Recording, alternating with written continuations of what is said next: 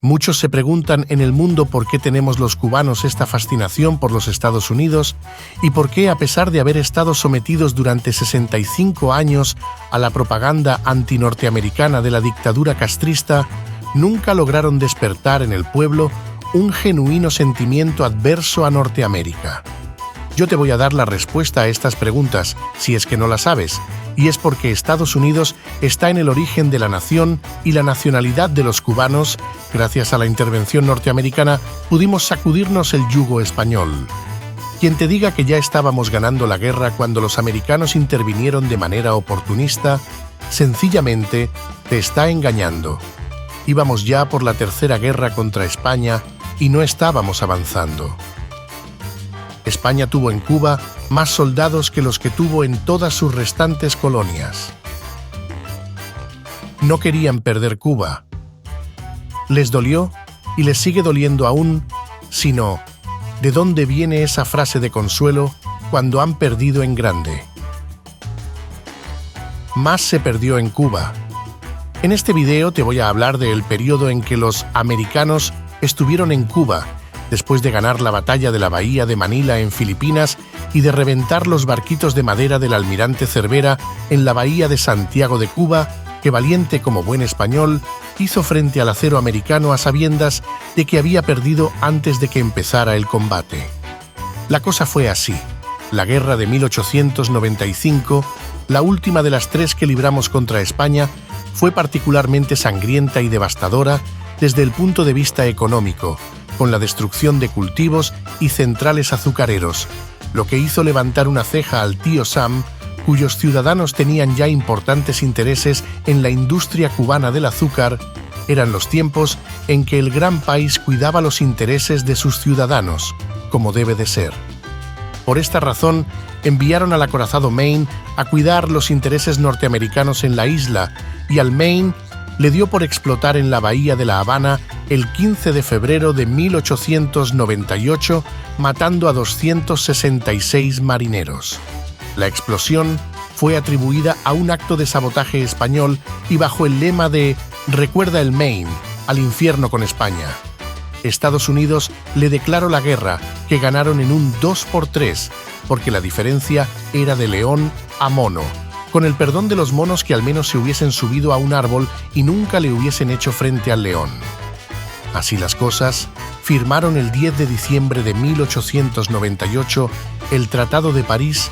En ese tratado España juraba por Dios y el rey, y hasta por su madre, que no se metería más con Cuba, y de paso le regalaba a Estados Unidos Puerto Rico, Guam y Filipinas.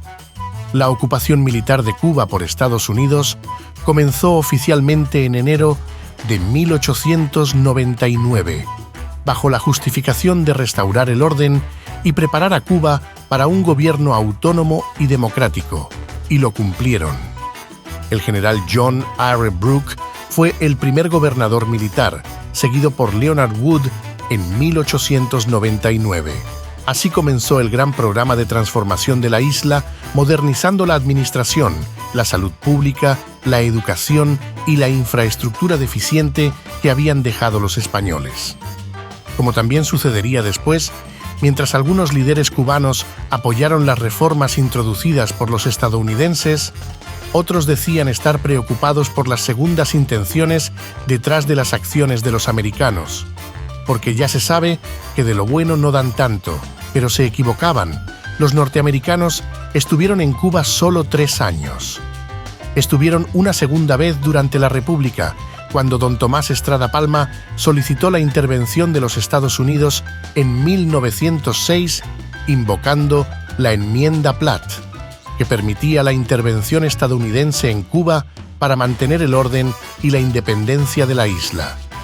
El caso es que a don Tomás se le habían alzado los liberales y lo de la enmienda le venía como anillo al dedo para controlar la situación.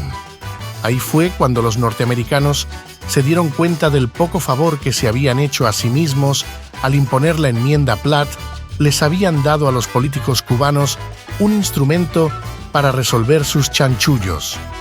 Esto condujo a la segunda ocupación de Cuba por parte de los Estados Unidos, que duró hasta 1909.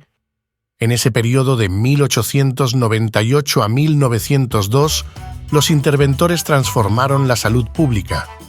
Antes de la intervención estadounidense, la fiebre amarilla era una de las principales causas de mortalidad en Cuba. Esta enfermedad, transmitida por el mosquito Aedes aegypti, había sido un azote persistente, causando epidemias frecuentes y mortales. El médico cubano Carlos Finlay, de quien sus colegas se burlaban por su teoría acerca del mosquito como vector transmisor de la enfermedad, lo llamaban Mosquito Man, vio confirmada su teoría con los experimentos realizados durante la ocupación por el doctor Walter Reed y su equipo. Así, la intervención también sirvió para que el doctor Finlay saltara del ridículo a la gloria, y su nombre será siempre recordado por esta razón. Su descubrimiento también permitió la construcción del Canal de Panamá, donde su teoría se demostró nuevamente cuando fue aplicada durante los esfuerzos para erradicar la fiebre amarilla en la zona del canal con un extenso saneamiento antimosquitos dirigido por el doctor William Gorgas. Que bien saben promover lo bueno los americanos cuando quieren. Confirmada la teoría del doctor Finlay, las autoridades militares estadounidenses implementaron una campaña de salud pública sin precedentes. Se llevaron a cabo extensos programas de fumigación y saneamiento que incluyeron la eliminación de aguas estancadas, la fumigación de áreas urbanas y la educación pública sobre la importancia de la higiene personal y ambiental. Los resultados de estas campañas fueron impresionantes. En 1900, antes de la implementación de las medidas sanitarias, la tasa de mortalidad por fiebre amarilla en Cuba era de aproximadamente 150 muertes por cada 100.000 habitantes. Para 1901, esta tasa se redujo drásticamente a menos de 10 muertes por cada 100.000 habitantes.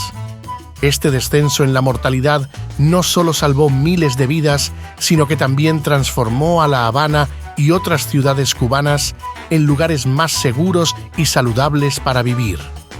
Además de la lucha contra la fiebre amarilla, la administración estadounidense implementó medidas para combatir otras enfermedades tropicales prevalentes, como la malaria y la tuberculosis.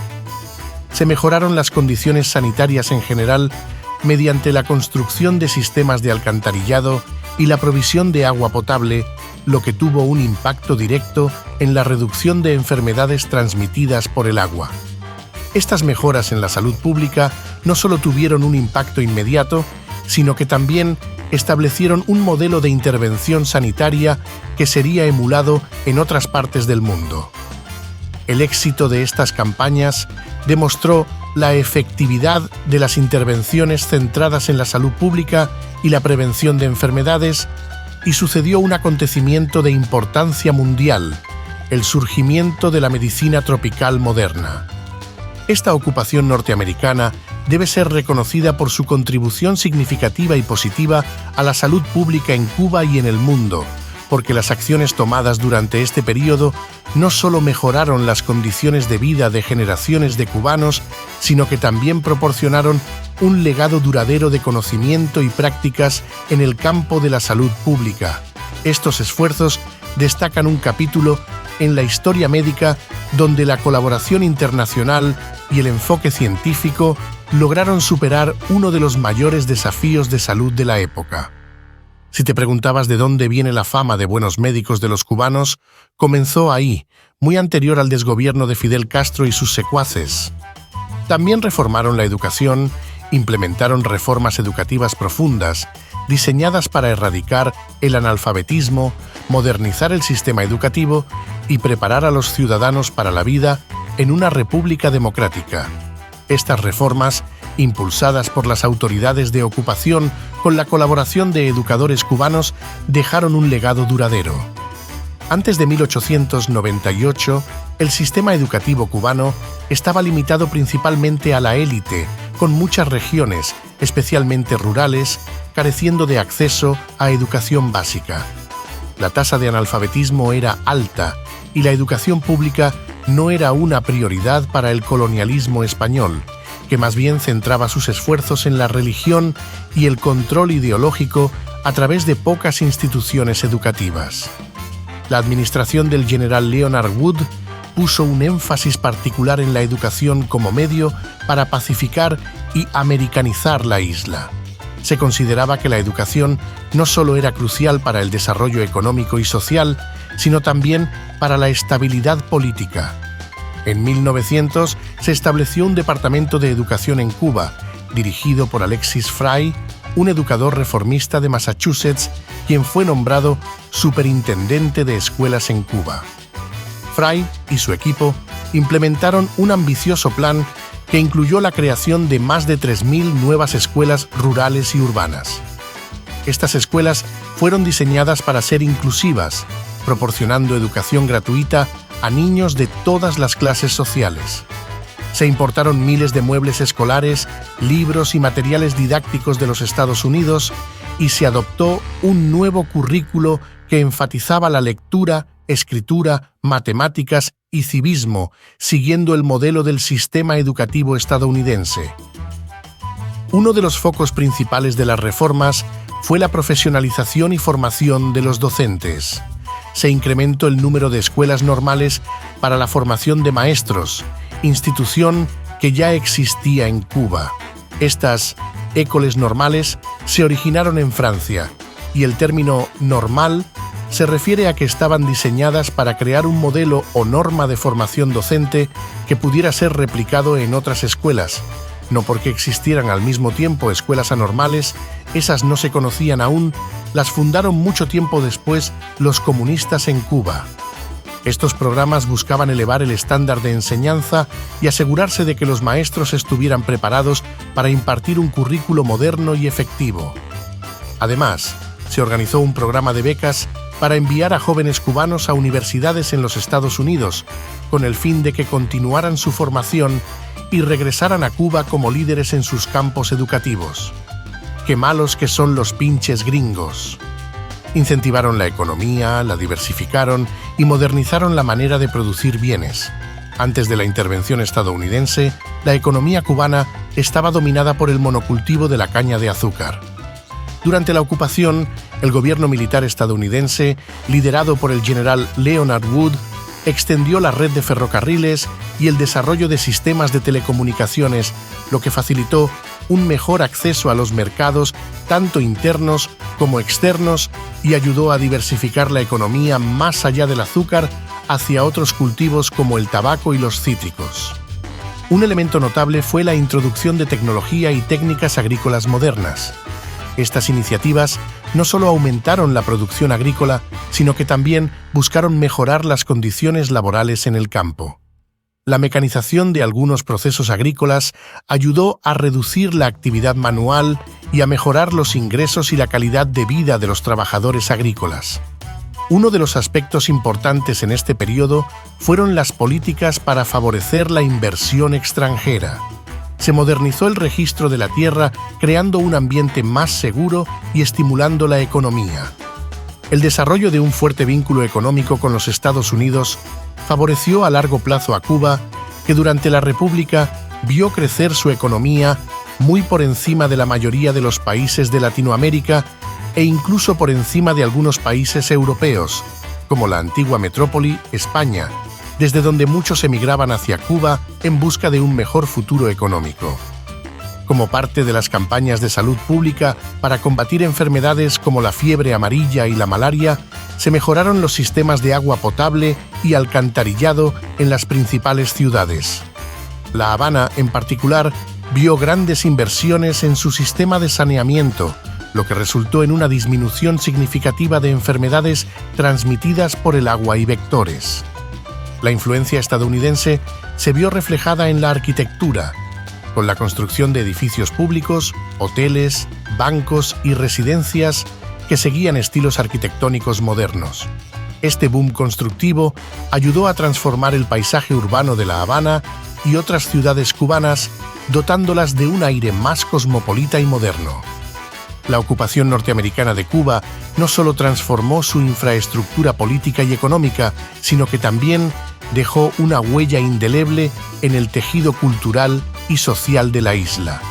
Este período de interacción intensa entre dos culturas distintas catalizó cambios significativos en la vida cotidiana, las artes, la literatura y las normas sociales de Cuba.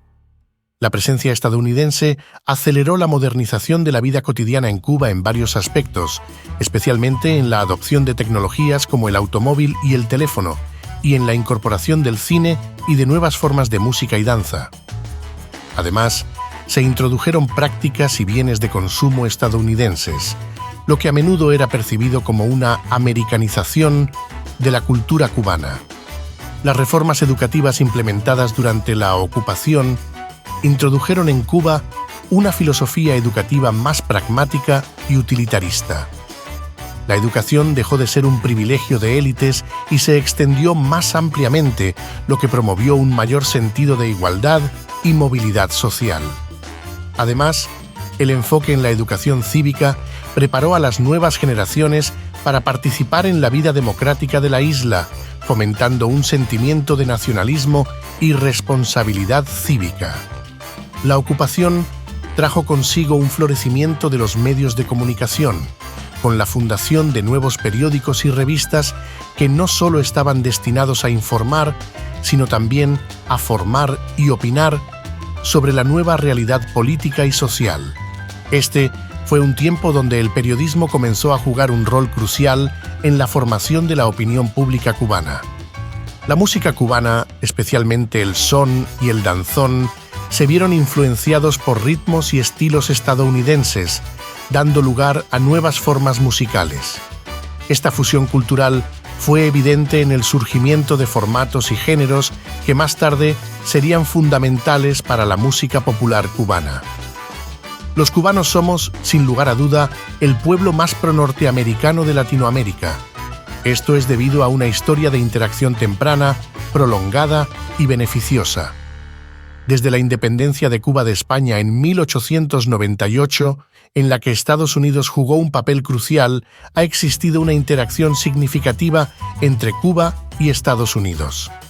A lo largo de las primeras décadas del siglo XX, Estados Unidos tuvo una influencia económica y política considerable en la isla, lo que llevó a una fuerte presencia cultural y a la adopción de muchos aspectos del estilo de vida y cultura estadounidenses en Cuba.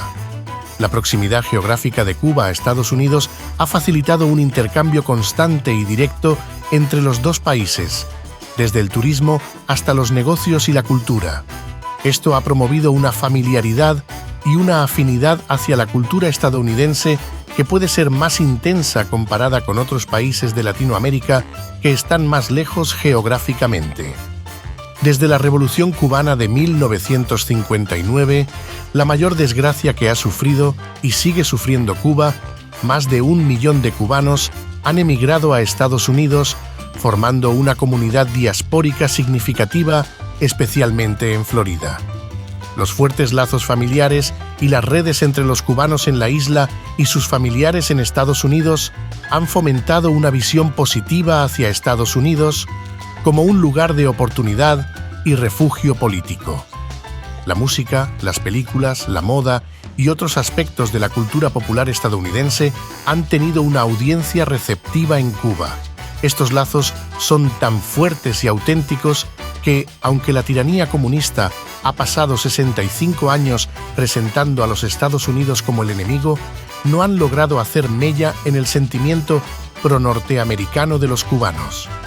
Así de importante fue la influencia de los Estados Unidos durante la ocupación previa a la República y toda la interacción ulterior. Déjame tu opinión en los comentarios y si te ha sido útil este video, regálame un me gusta y suscríbete si aún no lo has hecho. Hasta el próximo, chao.